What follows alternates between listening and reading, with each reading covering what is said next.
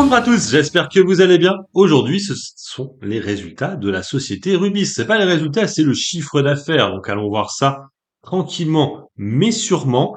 Donc ces résultats ont été donnés ce soir. Donc vous allez voir, hein, la réaction du marché n'a pas été dingo, mais voilà, c'est légèrement monté. On verra ça juste après. Donc je vous montre la page des résultats. Donc vous le voyez, un T1 2024, une solide performance opérationnelle sur une base de comparaison élevée.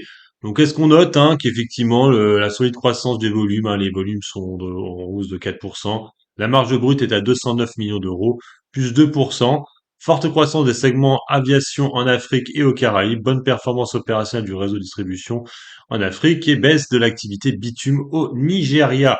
Le gros du chiffre d'affaires, c'est principalement tout ce qui est carburant. On verra ça après. On notera aussi que dans tout ce qui est énergie renouvelable, c'est pas dingo, ça monte quand même un peu, à plus 5, mais c'est vraiment pas dingue. Alors bien sûr, les chiffres d'affaires, eux, sont en baisse, à cause de notamment les prix de l'énergie. Souvent, on me le répète, qu'il faut pas regarder les chiffres d'affaires. Donc, bon, en tout cas, eux, ils le mettent. Je sais pas pourquoi ils le mettent. Donc, ils sont en baisse de 5%, sur à peu près tous les secteurs. Il y a que les Caraïbes qui montent à plus de 2%. On voit que le gros du chiffre d'affaires, c'est du retail et les distributions d'énergie. Bon, ouais. Passons. Donc on le voit dans la distribution d'énergie, le retail marketing, pardon. On voit que le GPL, c'est le carburant. Je disais tout à l'heure, dans les volumes, c'est là où il y a le plus de volume. Euh, donc on est passé de 978 à 1048, donc plus 7%. Le GPL seulement plus 2, et le bitume là a beaucoup chuté, mais on voit que c'est les moins gros volumes. Grosso modo, on voit que les marges brutes, elles, par contre, ont beaucoup chuté, notamment au prix des énergies, qui sont moins fortes qu'avant. Je parle du T1. Bah, je sais même pas en fait, non, c'était pas si mauvais que ça en fait. Je sais pas pourquoi les marges ont chuté autant, moins 11%. Les marges brutes ajustées, elles sont à peu près à l'équilibre, 1%, moins 2 et 25% sur le bitume. C'est étonnant, quand on voit qu'on est à moins 38 ici en marge brute et marge brute ajustée, on est du coup à plus 25. Ils mettent à ajuster des éléments exceptionnels et effet de change. C'est peut-être l'effet de change qui fait ça. Donc, c'est plutôt pas mal. Donc, pour ce qui est du renouvelable, je vous fais un petit point sur le renouvelable parce que c'est comme censé être le futur de la société. Bon, bah, ça fait un peu du surplace, Bon, même si la capacité installée a vachement augmenté, on était à 394, on est maintenant à 450, elle a progressé progressivement, surtout à partir du T3 et du T4. Par contre, ça un peu le problème, c'est que le chiffre d'affaires, il stagne complètement, Il y a plus de produits de capacité installée, mais on est sur un chiffre d'affaires qui est extrêmement bas. On était à 9 millions l'année dernière au T1. On était passé à 16 et après on est redescendu au T4 à 8, on est de nouveau à 8. Donc pour l'instant, cette activité-là, c'est vraiment pas rémunérateur. C'est clair et net. C'est un peu le problème. Là, ils disent en avril 2024, Photosol a signé un contrat d'achat d'électricité avec un autre acteur majeur pour fournir l'électricité à partir de 2 parcs solaires.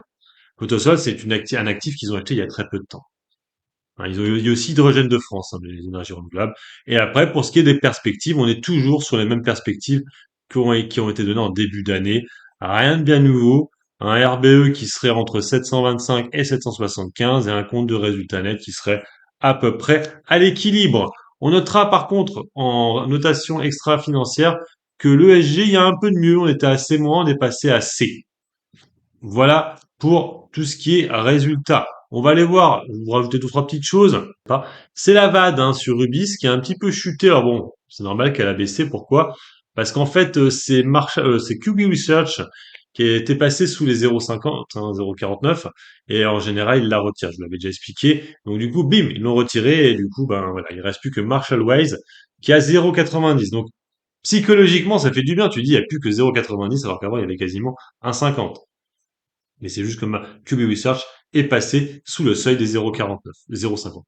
Voilà, donc, voilà pour la VAD. Donc, il y a encore toujours de la VAD de la part de Marshall West qui a augmenté progressivement sa position. Je pense qu'elle joue l'activité en Afrique. Parce que s'il y a des tensions, du coup, automatiquement, Rubis va dégueuler, on va dire. Elle va dégueuler, elle va chuter. Et après, niveau des résultats, on voit qu'ils ont été plutôt achetés. Je suis sur TradeGate actuellement.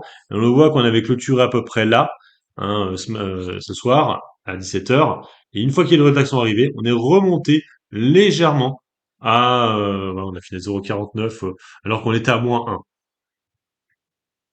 Voilà, donc c'est pas d'un goût. Hein. Moi, ce que je pense, hein, ce qui va se passer sur le dossier, c'est que ça va pas faire grand-chose. Ça peut peut-être remonter à 34 avant dividende, qui va être versé en juillet.